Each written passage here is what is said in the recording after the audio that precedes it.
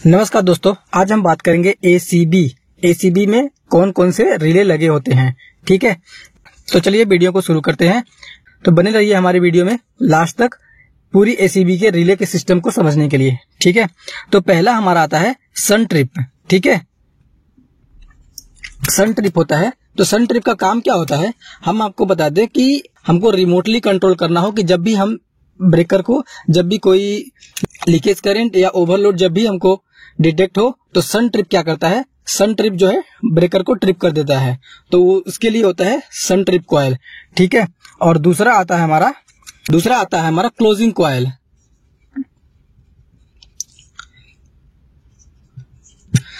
दूसरा हमारा आता है क्लोजिंग कॉइल। क्लोजिंग कॉइल का काम होता है कि जब भी हमारा ब्रेकर अगर ट्रिप हो गया, ट्रिप होने के बाद अगर हमने इसको ईएफआर के द्वारा अगर ट्रिप किया है, जैसे ईएफआर ने अगर डिटेक्ट किया कि लीकेज, ईएफआर में सेटिंग होती है लीकेज के लिए। ठीक है, कि अगर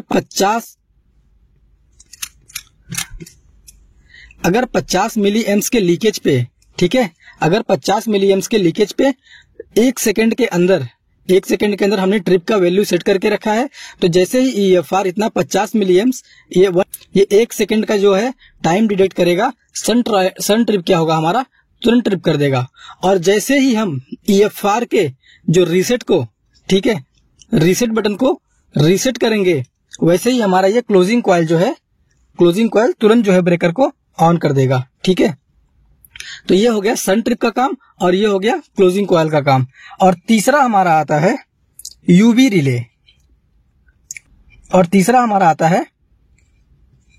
रिले। यूवी रिले को हम कहते हैं under voltage relay.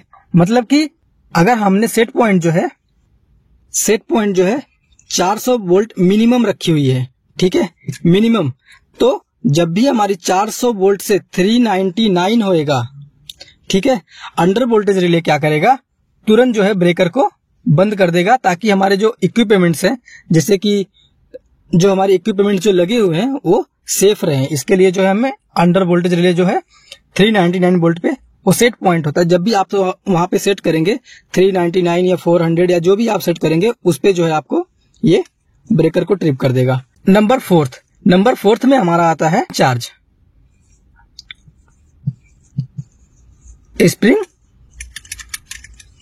Spring charge motor इसको हम बोलते हैं। ठीक है, स्प्रिंग चार्ज मोटर हम बोलते हैं इसको। ठीक है, तो इसमें कैसे होता है कि जैसे ही हमारे ब्रेकर में 3 फेज की सप्लाई, जैसे ही हमारे ब्रेकर में 3 फेज की इनपुट जो है, चाहे वो 415 वोल्ट से लेके 420 मतलब 420 तक या 430 इतने इनपुट, ये हम सेट करते हैं अंडर वोल्टेज रिले में हम सेट करते हैं कि जैसे ही इतना वोल्टेज हम सेट करेंगे, ठीक है, कि इतना वोल्टेज पे रहेगा, स्प्रिंग चार्ज हमारा तुरंत होएगा। ठीक है, जैसे ही ब्रेकर में पावर सप्लाई इनपुट हुई, ठीक है, तो इनपुट होने के बाद जो है हमारा स्प्रिंग चार्ज तुरंत फटाक से हो जाएगा। और आपको सिंबल में आप जब भी देखेंगे तो ब्रेकर के एक साइड में यहाँ पे चार्ज या डिस्चार्ज का ऑप्शन रहेगा। ठीक है, चार्ज रहेगा या डिस्चार्ज रहेगा, और दूसरी तरफ जो है सिंबल आपको मिलेगा ऑन या फिर ऑफ का मिलेगा। ठीक है, ये 2 सिंबल आपको सामने फ्रंट में देखने को मिलेंगे। एक तरफ लिखा रहेगा चार्ज या डिस्चार्ज, या दूसरा रहेगा ऑन या ऑफ। वो कंडीशन बताएगा कि हमारा ब्रेकर का कंडीशन इस समय क्या है। ठीक है, तो अब जो है मेन इंपॉर्टेंट क्या है, इन चारों को, ठीक है, इन चारों को सिस्टम समझना पड़ेगा कि कैसे काम करता है।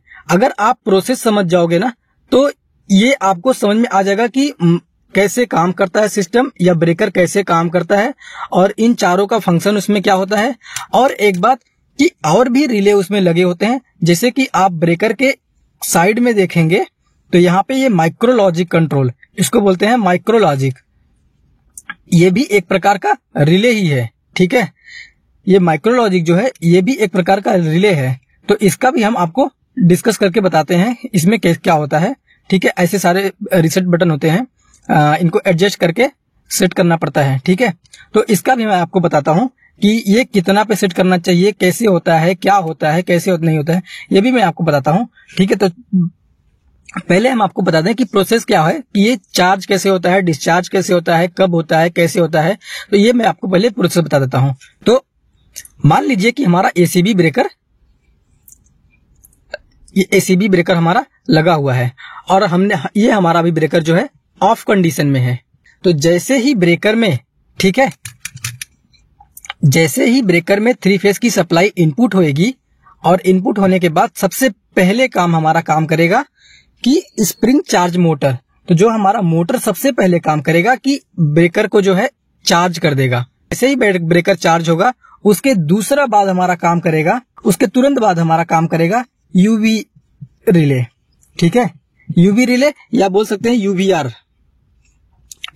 रिले, मतलब अंडर वोल्टेज रिले, ठीक है।